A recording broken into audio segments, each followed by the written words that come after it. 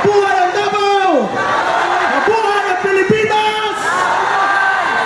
Ayaw tagundang, kaya na ako'y nalimtaning noon, 2028, basig ang sunod na presidente, Davao niya! Ngayong gabi, and God bless you, Davao City! Kayo, akong amahan nagsugod sa iyang politika oposisyon. Unya, pero nga ni magita ang politika sa Davao progressive manggod. So, kanang naagita kanunay sa oposisyon yun. Ambot po nga no, pero tanawon po ninyo napalambo po nato atong lugar yun. Diba? So, gusto na ako i-remind sa inyo ang huwag manggod na, di na ito matagna ba? Di po gusto nga mulabay yung taes pikas ba? Pero kanang magbantay ta, labi na siguro pag abot sa palit og boto, kung kamo dili mo sang-ayon sa ingunana ng mga pamaagi sa gobyerno, doon naman tayo mga cellphone, pwede man na ninyo sekretohon o kuha. Kung gusto niyo labanan ang mga ingunana ng klaseng politika nga dugay na nagapaliso, dili lang sa mga Davaoenyo, kundi para sa tibok Pilipinas gyud sa tinuod lang. Kung mga ingunana magbantay ta og mga tika sa karong eleksyon. So kailangan lang vigilant ta. Unya wa ta kay bawo kung unsay kayang buhaton ani nga administrasyon kay bawo mo ngano. Let me remind you, gikidnap nila si Rode Duterte.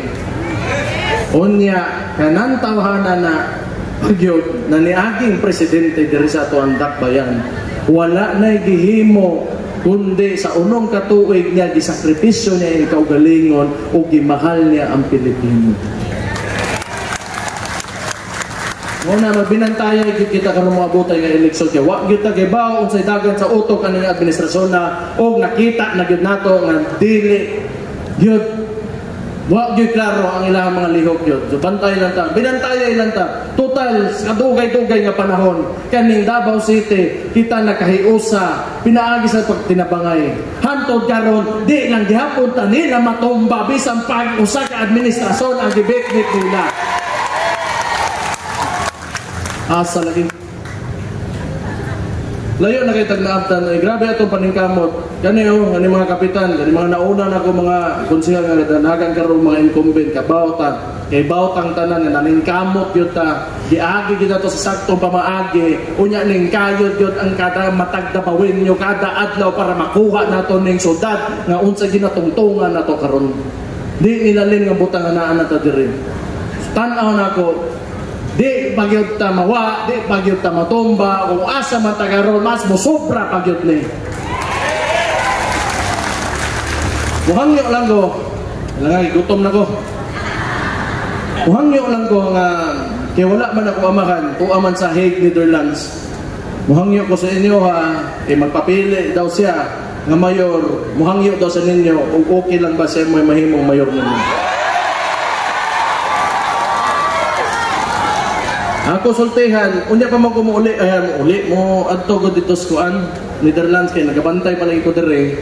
Iwason ako eleksyon. Mingaw na po ko sa papa, pero okay ra magay masige mo makita. Katong wa pa sa makuha. Tutanaw na ko makabalik man. Hinay man ang kaso gid saya. Hinay ang kaso saya.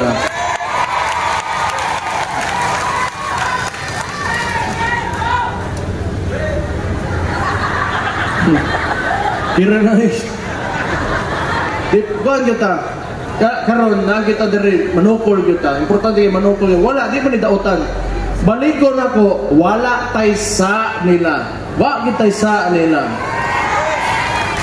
Sila ang mga namaliktad.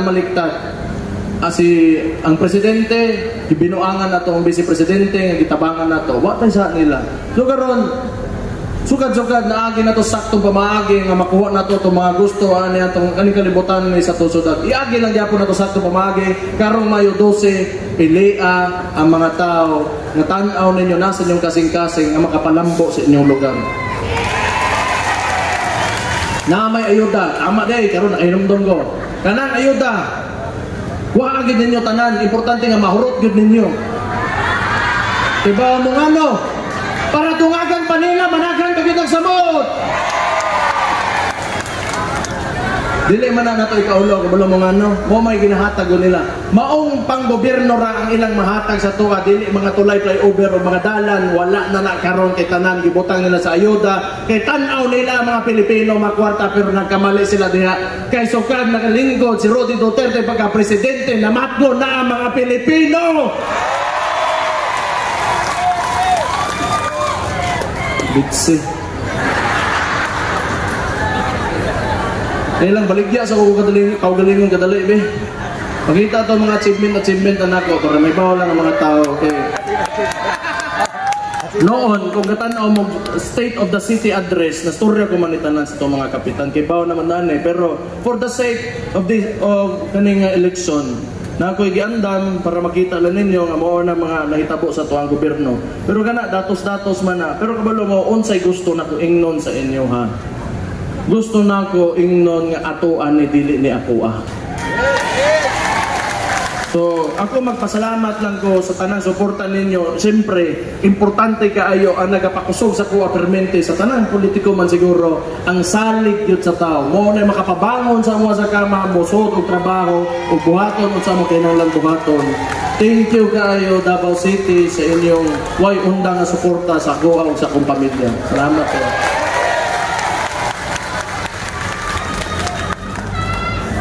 Hapit na ko malimite, oh.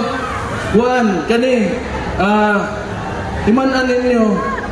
Sige, ano lang, uy, kani di ba kay daghan sila kwarta kay malagi presidente atong kalaban, maniobra nila, mo na sila problema karon sa Supreme Court nga di nila matubag kay ginamaniobra nila ang kwarta, ginabutang nila tanan sa ayuda. Mao nang 40 billion nga PhilHealth nga dili nila matubag sa Supreme Court.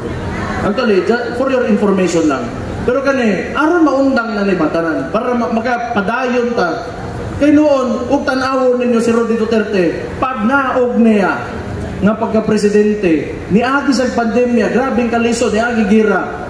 Ang ihang approval rating permina sa 85 to 90, pinakataas nga presidente sa bisag asa ka mo ato aning kalibutanan. Maobitaw na karon, makakita tagwapo nga kontrast o diferensya gyud sa giunsa ka na pagpadagan ang gobyerno karon aning administrasyon. So unsay gusto nato? Balikon nato tong kaniadto pinaagi sa tong mga senador magsugod ta dire natay upat na taga Davao dire, si Bongo, si De La Rosa, si Kibuloy o si Marites Mata. Ganahan ko siyang pangalan Marites. Nakatawa ang mga Marites po. So ang ako lang gusto dire gyud pinakamaayo matusok nato ang upat nato ka representante nga senador.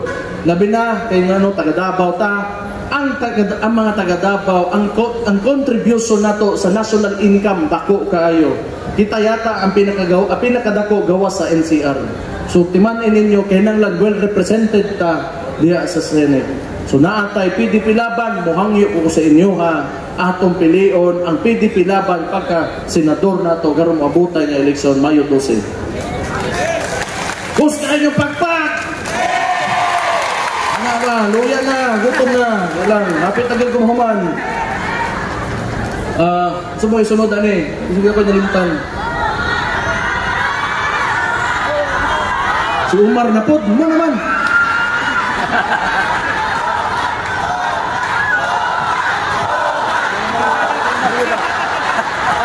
Si Umar yun.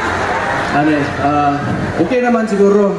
Tanaw na ko, napasabot naman tamo kung unsa sitwasyon na to karon. Dako ta ginatubang. Pero salig ko sa mga Dabawin nyo yun. Iba ko kaniadto pagikan pa sa kuamaan ng tod karon. Dili pagid ni mausab, di pagid nila mabunggag ang unsay nahimo nato diri sa to ang dakbayan. So ako lang reminders lang sa inyo bilang mayor ninyo karon mayor pa man ko kadtod June o Hulyo 1. Timanan ninyo, importante kayo nga matimanan na ito o permintinas kung una-una kita ng mga tao disiplinado. Mao ginauna diha. Ikaduha, matumanon tagbalaot. Ikatulo, ang mga Dabawin nyo na isig na ay respeto sa isig katao. Kaupat, huot nga pagtuo sa Ginoo. Ano lang? Kani problemahan ni malahos tani basta nakahiyo sa tao magtinabangay kita. As always kani ato ba? Salamat kayo sa inyong tanan mga gwapo o gwapa sa Agdao District. Mabuhay ang Agdao District! Mabuhay ang Davao! Mabuhay ang Pilipinas! undang. Kaya na ako'y nalimtan nun 2028, basig ang sunod na presidente, Davao niya! May gabi, and God bless you, Davao City!